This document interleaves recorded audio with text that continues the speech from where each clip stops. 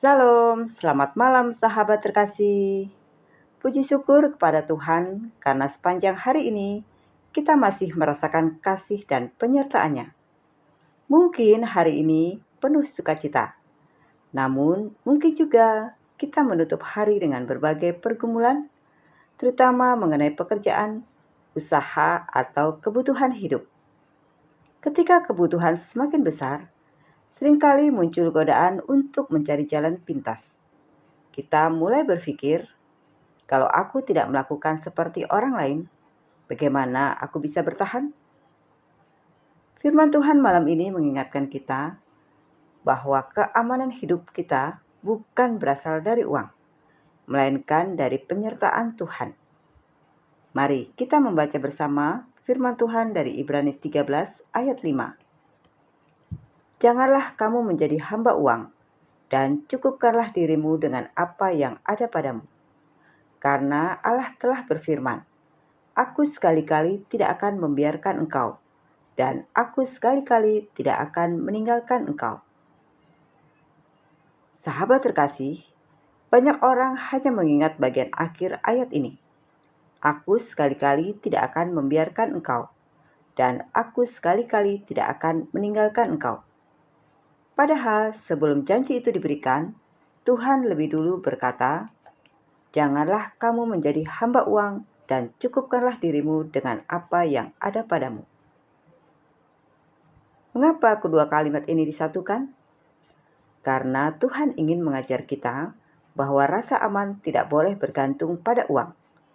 Uang memang penting. Kita membutuhkan untuk hidup, membiayai keluarga, pendidikan, dan berbagai kebutuhan lainnya. Namun, ketika uang menjadi sumber rasa aman, kita akan mudah diperbudak olehnya. Kita bisa tergoda untuk menghalalkan segala cara. Kita menjadi gelisah ketika penghasilan menurun. Kita takut kehilangan lebih daripada kita percaya kepada Tuhan. Itulah sebabnya Tuhan memberikan sebuah janji yang luar biasa.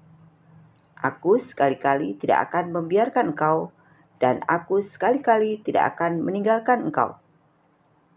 Dengan kata lain, Tuhan berkata, engkau tidak perlu menggantungkan hidupmu pada uang, karena aku sendiri yang akan menyertai dan memeliharamu.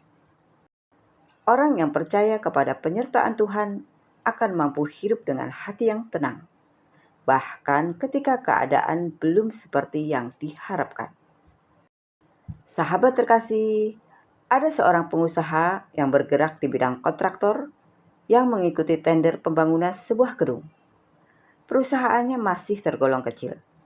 Selama bertahun-tahun, ia membangun usahanya dengan prinsip kejujuran.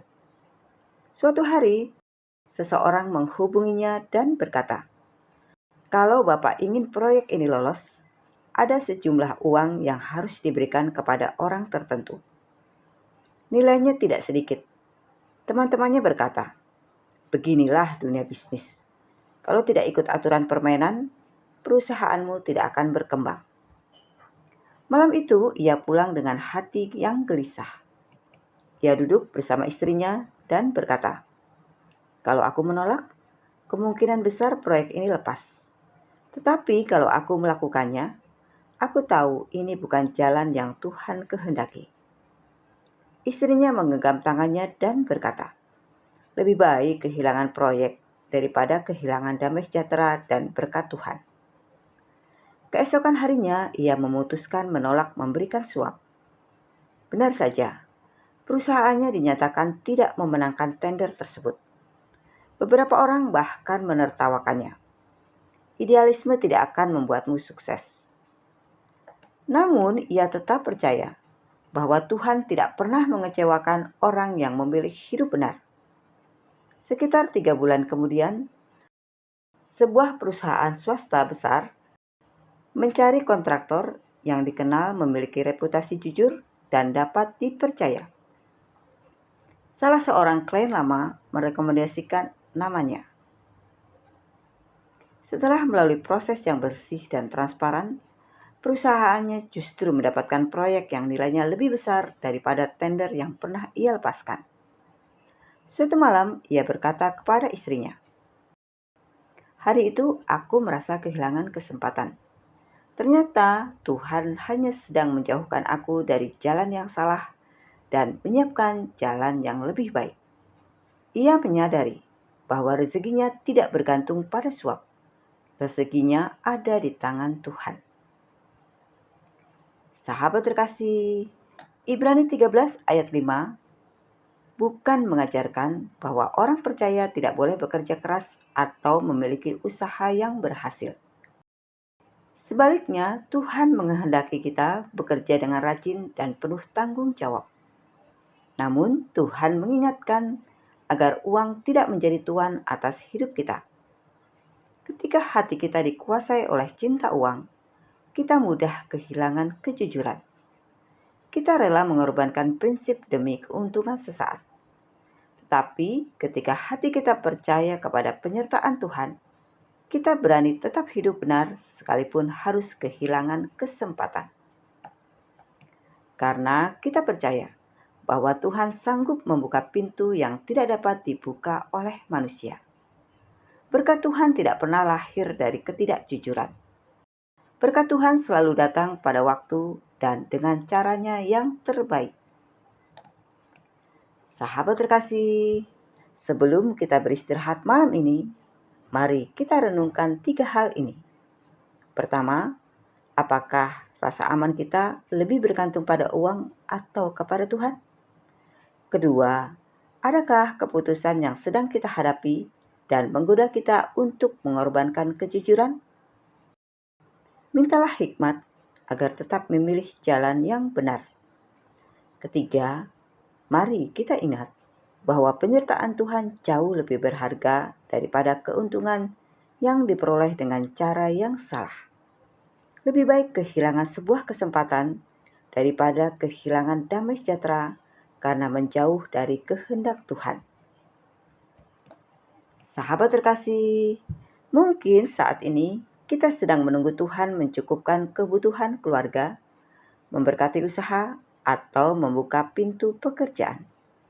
Tetaplah percaya, tetaplah hidup benar. Jangan biarkan uang menjadi tuan atas hidup kita. Karena ketika Tuhan menjadi sandaran kita, kita memiliki jaminan yang jauh lebih besar daripada harta dunia. Peganglah janjinya malam ini. Aku sekali-kali tidak akan membiarkan engkau, dan aku sekali-kali tidak akan meninggalkan engkau. Karena Tuhan menyertai kita, kita tidak pernah kekurangan alasan untuk berharap. Sahabat terkasih, mari kita berdoa bersama. Bapa yang Maha Baik, terima kasih karena Engkau adalah Allah yang setia memelihara kehidupan kami. Ampunilah kami jika selama ini kami lebih mengandalkan uang daripada mengandalkan Engkau. Ajarlah kami memiliki hati yang merasa cukup, hidup dalam kejujuran, dan tetap setia meskipun jalan yang benar terkadang terasa lebih sulit. Pimpin setiap keputusan yang akan kami ambil. Berikan kami keberanian untuk memilih yang benar. Dan biarlah damai sejahtera-Mu memenuhi hati kami malam ini. Kami menyerahkan hari esok ke dalam tangan-Mu. Sebab Engkaulah sumber pemeliharaan dan pengharapan kami. Di dalam nama Tuhan Yesus Kristus, kami berdoa dan mengucap syukur. Amin. Sahabat terkasih, serahkan semua beban kepada Tuhan dan biarkan damai sejahtera-Nya memenuhi hati kita. Sampai jumpa di renungan malam berikutnya. Selamat beristirahat. Tuhan Yesus memberkati.